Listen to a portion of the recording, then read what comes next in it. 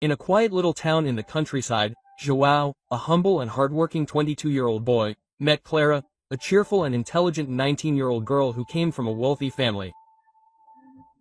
Despite their differences, they became close, spent time together and created a strong bond there under a mango tree after school. Clara lived in a nice house with her father, who was a businessman, and her mother, a nurse. Even with all the money, she never looked down on João. She really liked him, because of the kind and respectful way he had. Soon João and Clara were in love, making plans for the future. He dreamed of being a teacher, she a nurse. But things changed when Clara got pregnant. Even though she was scared, she calmed down with João's promise to stay by her side and take care of the family that was about to grow. The months passed and the day of the birth arrived. Clara had twin girls. The babies were small and beautiful. They had their mother's eyes and their father's smile. But something very sad happened that night. Clara ran away, didn't say a word, didn't leave a note, she simply disappeared. João woke up and saw that she was gone. He looked everywhere, asked people if they had seen her, but no one knew where she had gone. João was heartbroken, sat on the floor with tears streaming down his face, holding his two newborn daughters in his arms. He didn't understand why Clara had left, but he made a promise to himself and to the babies. He looked into their little faces and whispered, "I will raise you. I will protect you. I will be a father and a mother. You are my heart now." Quote. From that day on, João worked day and night. He carried the babies on his back to the market, sold fruit, washed clothes for others and did any other odd job he could find. He never gave up. He fed them, cleaned them, sang them to sleep. Even though life was hard, João's love for his daughters was immense. The pain of losing Clara never left his chest, but the joy of seeing his little girls grow up gave him the strength to carry on. João lived with his parents in a small, old house. His father's name was Mr. José. He worked for the electricity company, but his job was far from the city. He only came home once in a while. Every time Mr. José came back, he brought a little money. This money helped buy food and milk for the babies. João's twins, Laura and Beatriz, didn't breastfeed because their mother had run away after giving birth. Instead, the babies drank powdered milk that João bought at a little store near his house, right on the corner. But sometimes João didn't have the money to buy anything there. On the days when Mr. José hadn't come back yet and there was no money at home, the babies cried a lot. They were hungry, tired, and their cries filled the little room. It broke João's heart to see his daughters suffering like that. Their grandmother, Mrs. Sonia, was a kind woman. She loved the twins with all her heart. Even though she was weak and tired most days, she still tried to help. When the babies cried too much from hunger and there was no more milk in the house, Mrs. Sonia would sit on the floor with them in her lap. Sometimes she would gently squeeze her own breasts, already old, in the hope that even a little milk would come out, just to calm the girls crying. Nothing almost ever came out, but she tried anyway. She wanted to comfort them no matter what. She hugged them tightly, rocked them slowly, and tears fell from her eyes. "Your mother left you," she whispered softly to them. "But we are still here. We will not abandon you. We will always love you." Quote. João watched from the doorway with tears in his own eyes.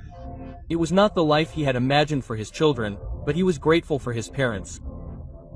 Together they fought, prayed, and gave all the love they had to the little girls who were left behind. After 8 difficult and painful months, Clara returned.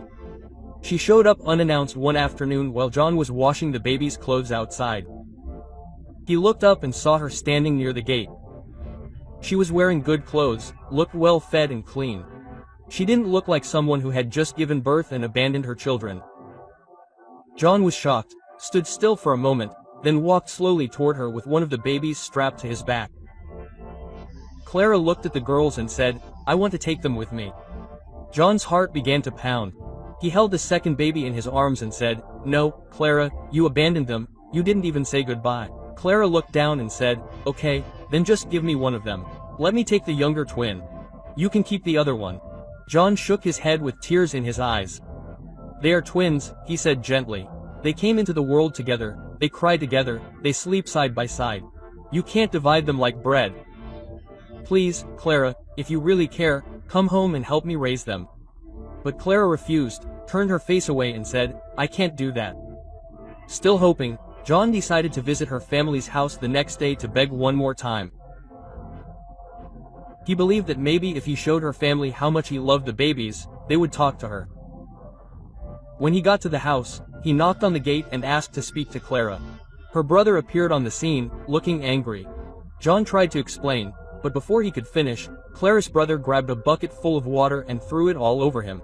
John stood there soaking wet with his shirt stuck to his body. Then his brother shouted, "Get out of here, little man. Don't ever come back here again." As John turned slowly to leave, he saw Clara standing at the gate. Their eyes met for a moment. He thought she would say something, but she didn't look sad. Her face was hard, cold. She looked him in the eyes and said, "I can't suffer with you." John felt as if something had broken inside him. He walked home slowly, with water dripping from his clothes and pain in his heart. When he arrived, he looked at the babies and wiped away their tears. He whispered to them, "Your mother may be gone again, but I'm still here. I'll never leave you." Quote, years later, Clara married a rich man. He had a big house, nice cars, and lots of money. Clara started a new life with him. She looked happy in the photos people saw. She wore fancy clothes, went to parties, and lived comfortably. But during all those years, she forgot about her twin daughters, Laura and Beatrice. For 12 long years, Clara never called, never visited, never sent a gift, or even asked how they were doing. João, Dona Sonia, and Mr. Jose raised the girls with love and care. João did various odd jobs to make sure they could go to school and eat well. Dona Sonia taught them to cook, clean, and pray. The girls grew up with good hearts, laughing, playing, and helping with the chores around the house. Then, one afternoon, something unexpected happened. A big car pulled up in front of their little house. Clara got out, looking as rich and beautiful as ever. Her hair was neatly styled and she wore shiny shoes. The girls were in the backyard helping Dona Sonia peel cassava. When Beatrice, the younger twin, saw Clara, something in her heart jumped. Without thinking, she ran into Clara's arms, hugged her tightly, and smiled. But Laura, the older twin, stayed where she was. She didn't smile, didn't move. Dona Sonia looked at her and said gently, "Laura, this is your mother. Say hello to her." Quote, Laura turned her head and said softly but firmly, "No, my real mother is you, V. Sonia. You were the one who stayed, who fed us, hugged us when we cried, and never left us." Quote, Clara looked shocked, opened her mouth to speak, but no words came out. She stayed for a while, hugged Beatrice again, and then walked slowly back to the car. That was the last time they saw her. Clara never called again, didn't send a letter, never asked how her daughters were doing. João watched from the doorway, holding back tears, but smiled when he looked at Laura and Beatrice. They had grown into strong, beautiful young women, and even without their mother, they were deeply loved. Even though many people told him, "John, you're still young, you should find another wife," he always gave the same answer. "No, I can't get married again now," he explained. "The twins are still too young. Another woman might not love them as much as I do, might treat them badly. My girls and I have suffered enough in life. I don't want any more problems for them." John's heart still held a fondness for Clara, even though she had abandoned them. He wished she had stayed. He wanted the girls to have a mother to take care of them, but she was gone and he had to be strong. Many years passed. John worked very hard and finally got a good job in Sao Paulo. It was a new beginning and he was happy to earn more money to take care of his twin daughters, Laura and Beatrice. So John took his daughters with him to Sao Paulo. They lived in a cozy rented house in a big, busy city. Every day John woke up early, made breakfast, helped the girls get ready for school and then went to work. At night, he would come back tired, but he still managed to help them with their homework and tell them bedtime stories. Life in Sao Paulo was not easy. There was no family nearby, no grandmother like Dona Sonia, no one to help. João did everything by himself. Sometimes, the girls missed having a mother so much that it hurt. On special days, like school events, Father's Day at school, which also had mothers, or Mother's Day, they felt empty inside. They would see their classmates running to hug their mothers, laughing, holding hands, taking pictures, but they had no one. João could only watch from afar, feeling helpless. There were times when the pain became too much. Then, the girls started doing something strange on these special days.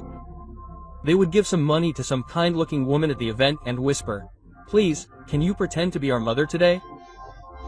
The woman would smile, take pictures with them, and stand by them during the event. From a distance, everything seemed fine, but but inside, Laura and Beatrice were hurting. At night, after the event was over, they would go home and cry silently in their room. They didn't want their father to hear, they didn't want to make him sad, but João knew. He could see the pain in their eyes, and every time he sat outside alone, looking at the stars, praying for strength and wishing things had been different.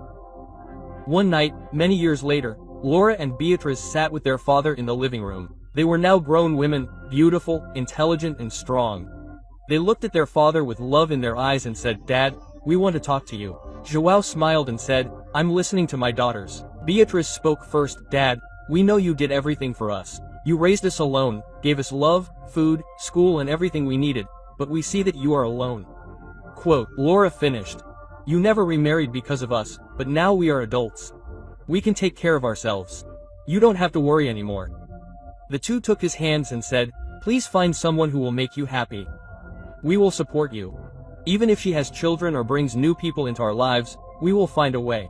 We are ready." Quote, João felt tears fill his eyes. For years, he had put off the idea of finding love again, but now hearing those words from his daughters gave him courage.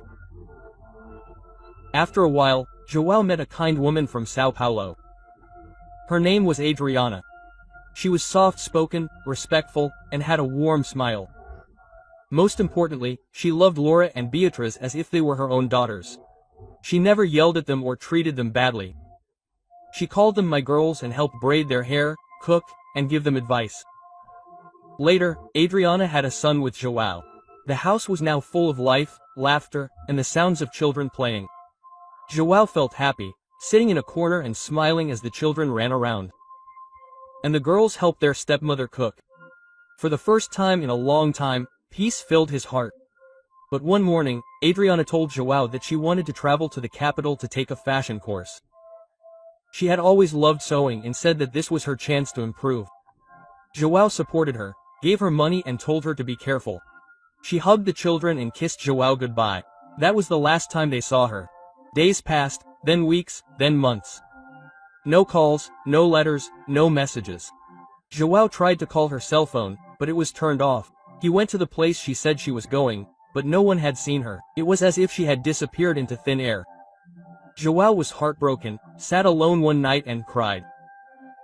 He looked up to the sky and whispered, "God, why is this happening to me?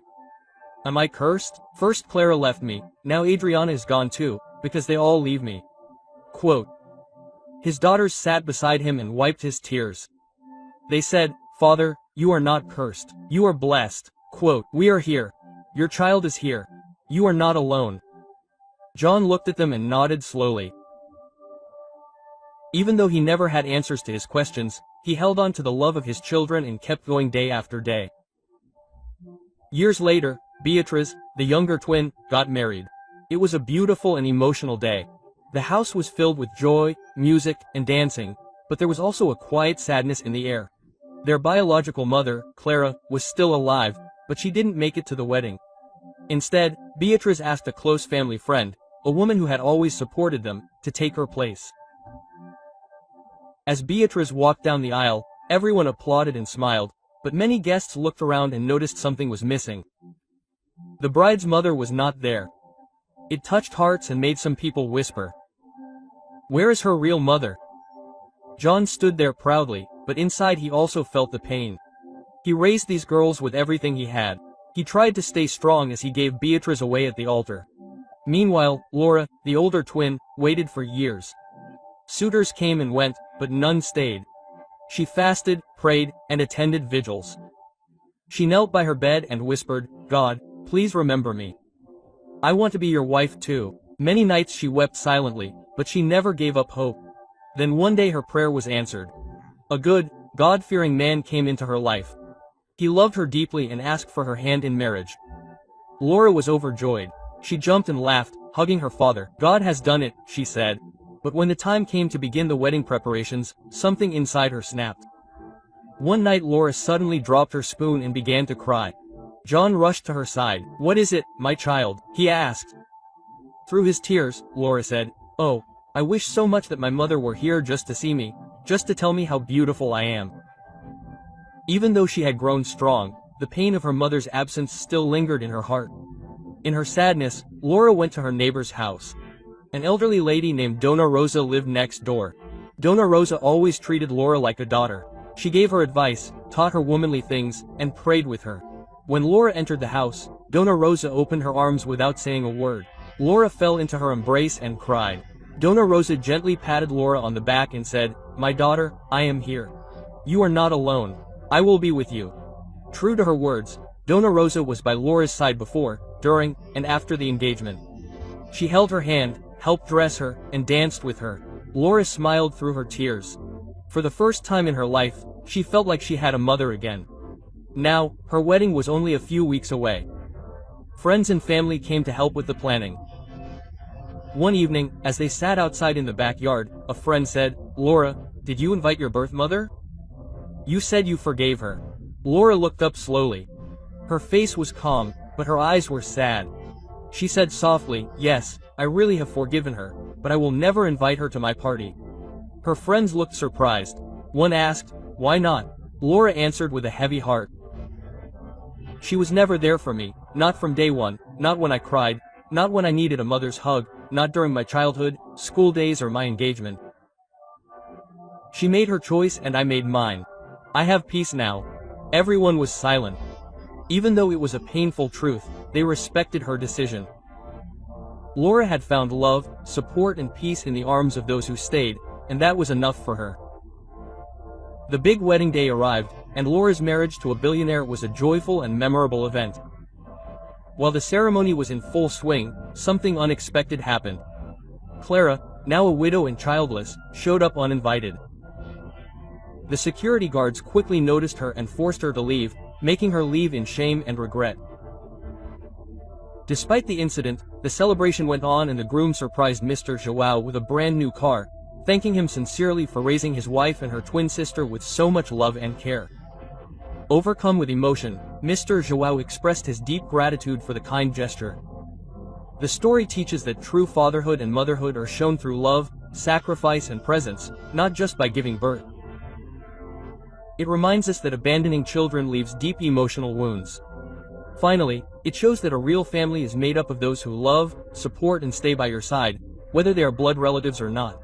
So, folks, that was the moving story of Joao and his daughters, Laura and Beatriz. A journey of much love, sacrifice and proof that a real family is the one who stays, who cares and who loves, right? I hope you enjoyed it and that this story touched your heart in some way. If you liked it, don't forget to leave a like below. It really helps the channel to grow. Comment below what you thought of Joao's attitude and Laura's final decision. I want to know what you think. And of course, if you haven't subscribed yet, subscribe now and activate the bell so you don't miss any new stories that I bring here. Thank you very much for watching until the end. A big hug and see you next time. Yeah.